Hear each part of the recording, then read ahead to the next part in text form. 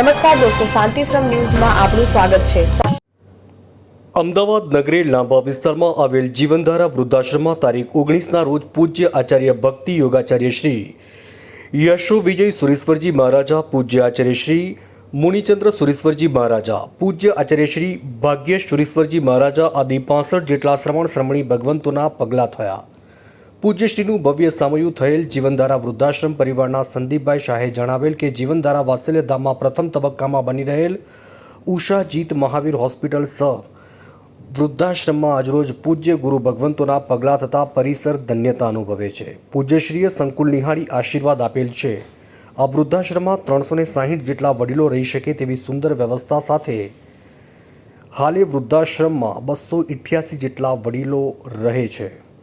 આ જીવનધારા પરિસરમાં વાસુ પૂજ્ય વિહાર જીન મંદિર આવેલ છે, જ્યાં સ્નાત્ર પૂજા આદિ ભારે હર્ષોલ્લાસપૂર્વક યોજાય છે। ભોજનશાળામાં વડીલોને શુદ્ધ સાત્વિક જૈન ભોજન પીરસવામાં આવે છે। અહીં અદ્યતન સુવિધાયુક્ત મહાવીર હોસ્પિટલનું નિર્માણ થયું છે।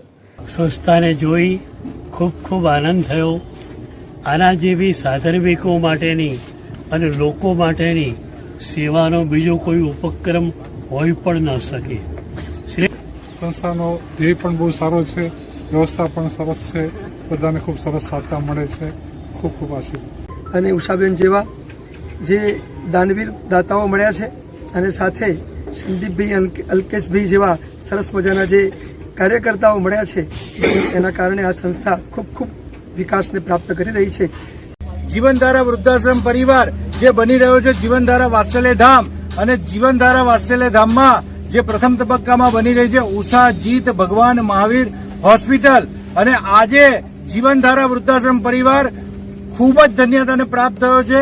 આજે અમારા તેમજ અમદાવાદ શહેરમાં લાંબા વિસ્તારમાં આવેલ જીવનધારા વૃદ્ધાશ્રમમાં પૂજ્ય મુનિરાજ શ્રી હંસબોધિ વિજયજી મહારાજ સાહેબની પ્રેરણાથી તપોવનના 80થી વધુ બાળકો દ્વારા પરમાત્માની અષ્ટપ્રકારી પૂજા કરવામાં આવી। સૌ બાળકોએ ખૂબ જ ભાવપૂર્વક અષ્ટપ્રકારી પૂજા કરેલ। બાદમાં બાળકોએ આશ્રમમાં રહેતા વડીલોના આશીર્વાદ મેળવી ધન્યતા અનુભવેલ।